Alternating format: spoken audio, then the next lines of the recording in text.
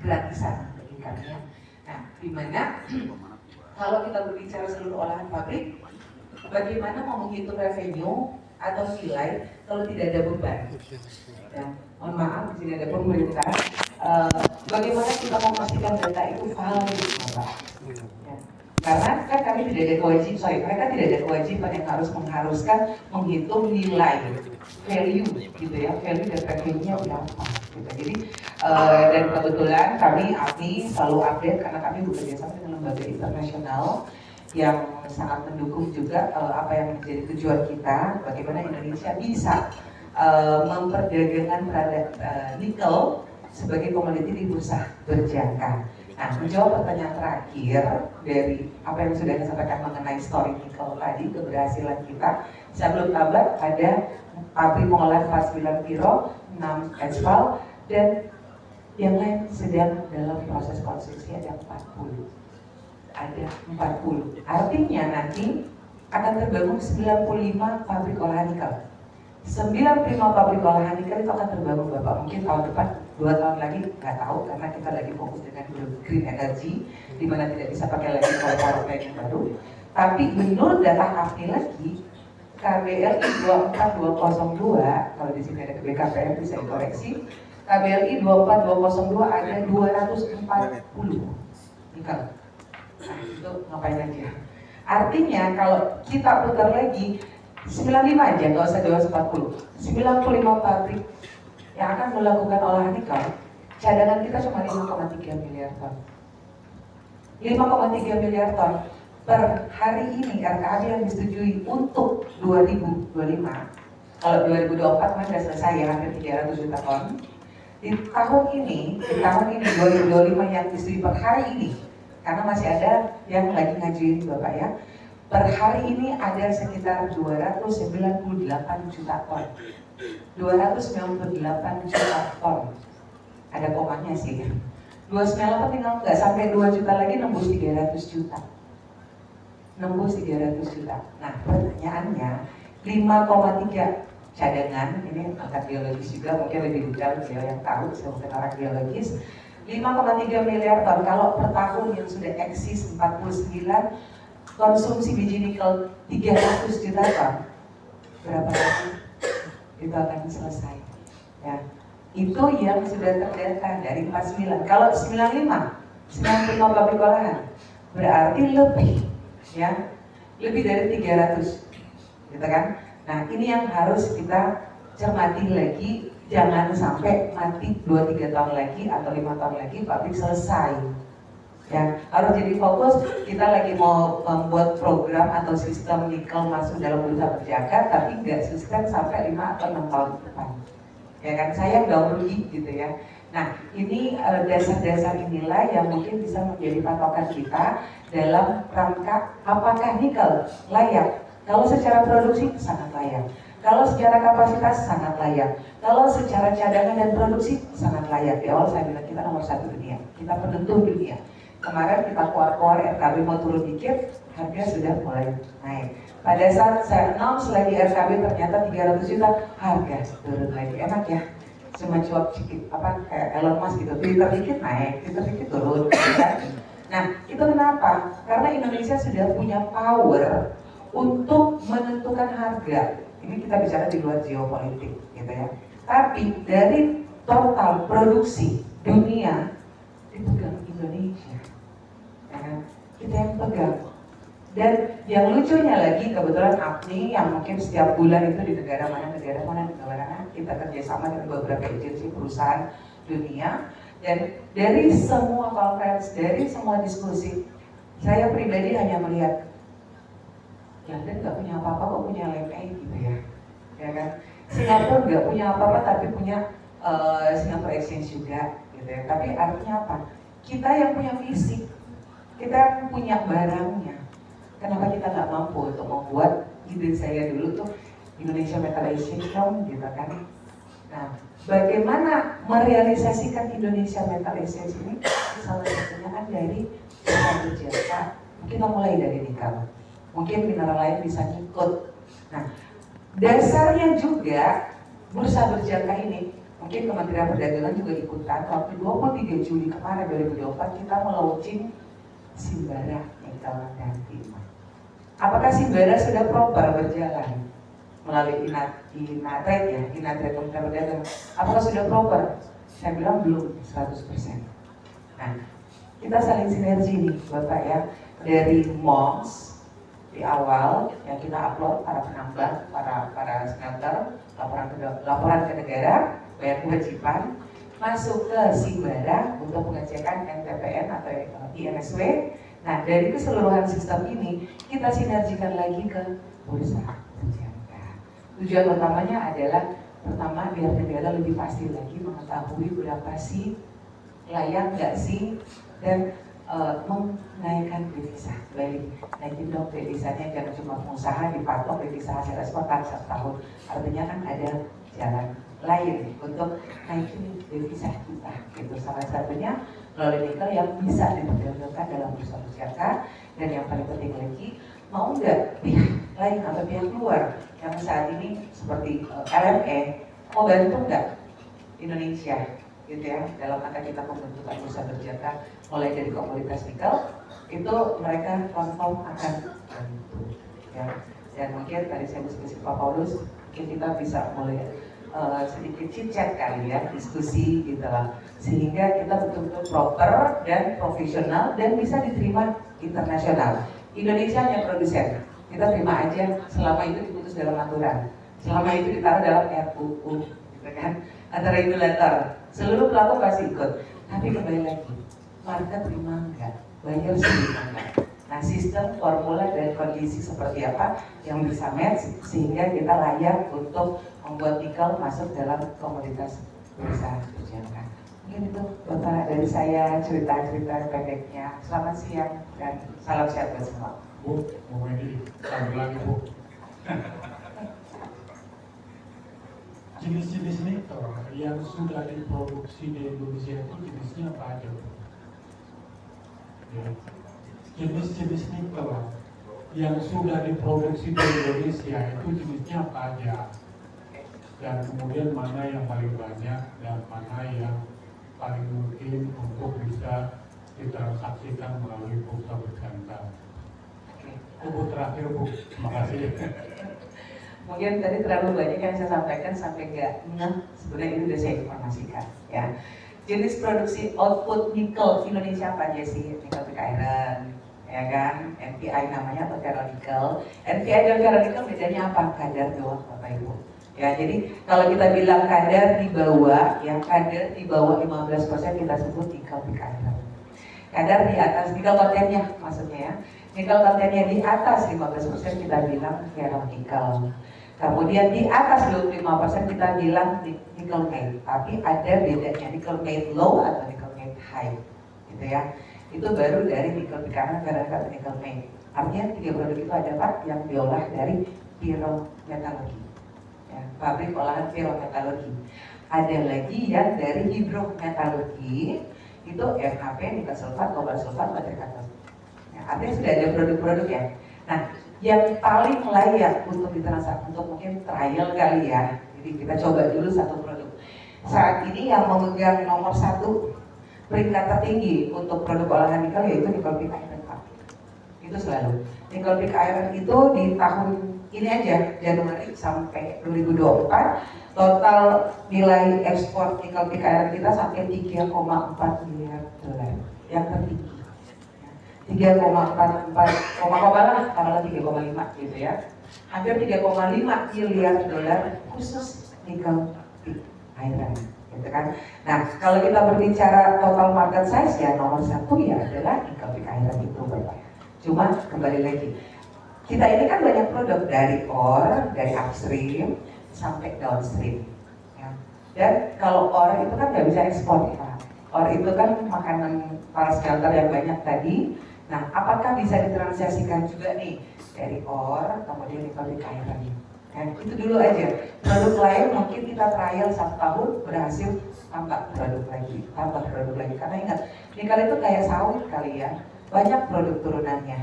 right? Dan sampai ke end produknya. End produknya kita sebentar lagi ada EV. Itu dari mana? Baterai. Tapi jangan mikir baterai EV itu semata-mata hanya dari nikel. Pasti sudah dengar yang namanya LFP. Ada juga nikel itu dari NMC. Ada juga NMA. Ya, nikel banyak nggak konsumsinya? Belum terlalu banyak. Ya, tapi kembali lagi fokus kepada 70%-nya dulu output produk nikel Indonesia, yaitu menuju ke stainless steel. Stainless steel ya tadi di KPKN secara nikel naik itu masih ke stainless steel Pak. 70% dari total produksi nikel olahan Indonesia, 30% baru ke baterai. Itu pun menurun karena konsumsi EV tahun 2024 tambah turun. Per 2 hari kemarin pada saat Opah Trump mencabut mandat EV, tambah turun lagi harganya. Nah, ini konflik-konflik dan kondisi yang harus kita cermati. Bagaimana kita menyusun formulasi untuk sistem bursa berjangka, Bapak. Mungkin ya tadi kembali lagi, apakah domestik kita atur dari ore, kemudian nikel PKN dulu, karena itu produk yang terbanyak yang diolah di Indonesia. Bapak. Terima kasih Bu Medi. Kalau Bu Medi, kita sudah mendapatkan jawaban yang banyak yang lengkap terkait dengan nikel.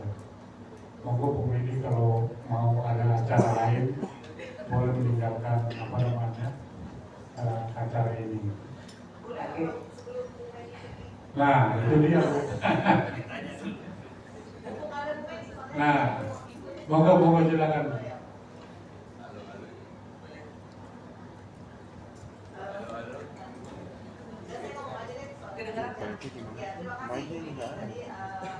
Masukan mengenai potensi dan beberapa informasi update terkait dengan nikel.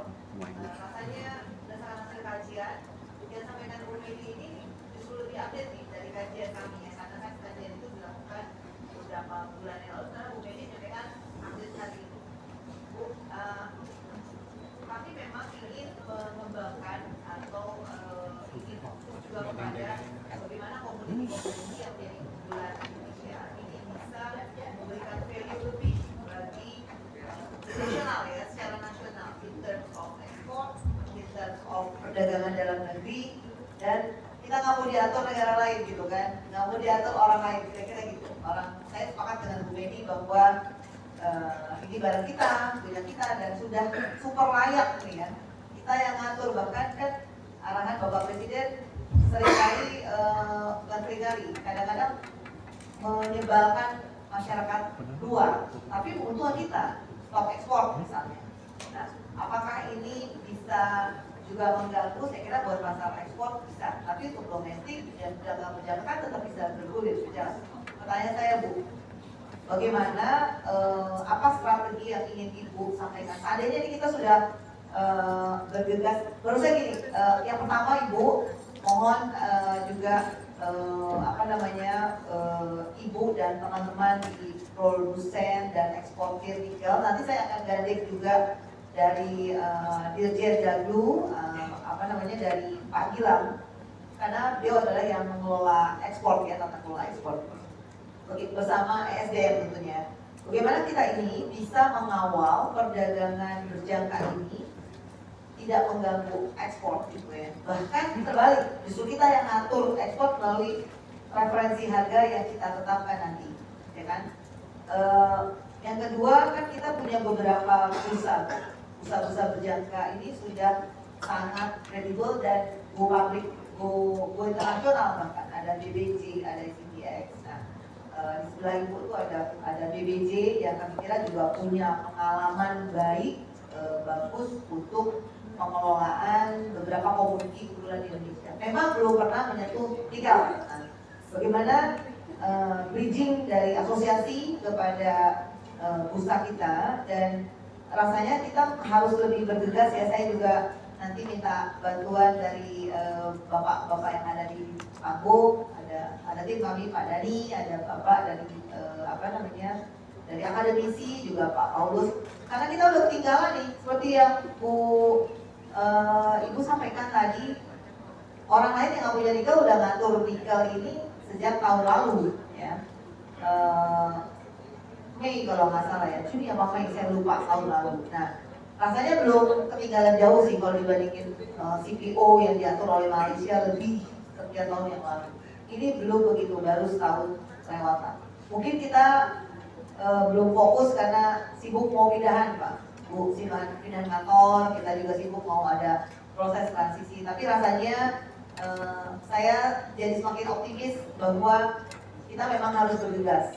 Saya berharap tahun ini Ibu bisa menemukan pasangan bursanya, bursa berjangka untuk sesegera mungkin Pak Dhani. Nanti kami akan, kebetulan saya merangkap Bu jadi sekretaris Bapepti dan juga merangkap PLT Biro apa namanya, Pembinaan dan Pengembangan Perdagangan Berjangka Komoditi. Jadi segera mungkin kita akan rapikan aturan-aturannya, PTT-nya, sehingga bisa sesegera mungkin juga di-announce keluar Bu. Rasanya kalau kita yang punya, kita yang ngatur, mereka pasti ikut. Menurut saya gitu. Tidak ada pilihan, no choice, kecuali dia akan menggantikan nikel dengan produk yang lain, which is nggak mungkin untuk produk-produk tertentu ya. Tadi Ibu menyampaikan bahwa ini juga bisa mendorong hilirisasi di dalam negeri. Saya kira betul. Jadi Pak Paulus bahwa ini bisa buat ekspor dan bisa untuk dalam negeri. Nah ini PR-nya ada di kita nih. Jadi mohon juga perkenan BBJ dan kliriknya ada Pak Budi di sebelah saya dari tadi udah bisik-bisik harus bergegas nih Pak, jangan nunggu orang lain makan makanan kita gitu loh. Jadi ini adalah kita punya dan saya siap Bu kalau nanti setelah ini dengan Pak Dhani kita atur ketemu Ibu untuk mengatur strategi bagaimana ini mempercepat atau relaksasi untuk diskusi ini menjadi realistis gitu ya Pak Dhani ya. Jadi jangan lagi sekedar kajian dan diskusi. Nanti kita kawal, ada Pak Ahu juga, Pak Saudi yang akan membantu Ibu dan teman-teman untuk mengawal ini sehingga terrealisasi dengan baik. Saya kira itu. Terima kasih Ibu. Terima kasih Ibu. Sebelum saya kabur, ingin saya tanggapi dikit Bu. Satu, kita harus segera bergegas karena di bulan Juni Kanada akan mencoba memasukkan dalam akhir data 7 nickel price. Ya. Jadi itu sangat bukan sangat sih ya, tergantung kita mau dipengaruhi atau enggak atau kita mau cuekin gitu kan. Karena saya diskusi dengan Jim Lennon, itu adalah nickel analyst top nomor 1 dunia di London. Beliau menyampaikan kembali ke Indonesia. Oh ikut apa enggak, karena kita produsen nomor 1-nya. Tapi itu akan sedikit lah ya, gitu kan, kira-kira kecil. Nah makanya Juni K7 itu di Kanada akan segera masukin. Itu hanya agenda. Apakah diterima oleh market? Belum tentu. Gitu. Karena saya juga tanya dengan CEO LME, itu tergantung market, Pak ya. Karena Kanada berapa persen sih dibanding Indonesia, sombong dikit, gitu kan. Kita nomor 1 di nomor 5 nggak ngaruh, gitu ya. Tapi sekali lagi harus menjadi trigger kita juga ya, biar cepat. Itu Juni, Ibu ya. Juni itu agenda K7. Kedua, kalau kita mau berbicara cepat atau tidaknya mungkin kita juga sudah agak cepat Ibu, mohon maaf sebelumnya mungkin ada terima surat dari API bagaimana API meminta kepada Kementerian Perdagangan melalui Bapepti untuk segera merealisasikan nikel masuk dalam komoditi bursa berjangka. Tapi mohon maaf kami juga dengan surat yang sama kami sudah saat ini sedang dalam progres pembahasan satu dengan Dewan Ekonomi Nasional ya. Itu Pak Luhut sudah setuju tapi masih menjadi kajian gitu ya. Tim sedang mengkaji di bawah Pak Seto, anggota dan Direktur Eksekutif Pak Tubagus sedang mengkaji kelayakan dan formulasi yang pasti dan diterima semua sektor itu dari Dewan Ekonomi Nasional. Kemudian setelah Lebaran karena gara-gara DHE kita agak terskip dikit gitu ya. Kemenko Ekonomi juga sudah menerima surat kami, jadi Pak Erlangga akan mengundang kami juga setelah libur Imlek ya. Ya, itu dari Kemenko Ekonomi dan 2-3 hari lalu kami sudah diskusi detail juga dengan Kementerian Investasi. Ya, itu penting banget. Jadi BKPM juga untuk memasukkan lebih ke arah apa? Nickel premium. Ada bahasa nickel premium kan? Karena semua itu masuk dalam BKPM, Kementerian Investasi. Izin-izin, mau izin ekspor, kita mau izin apa, semua masuk ke satu OSS. Mau nggak mau saya mesti ngolek-ngolek dulu mereka gitu ya. Kalau mereka nggak setuju, kontak lagi di kementerian lain.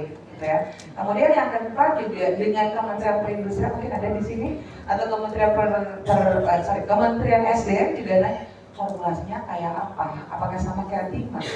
Jangan dipertanyakan mereka, karena Timo ada jalannya melalui siapa ini Bapak dua ganteng ini, gitu ya.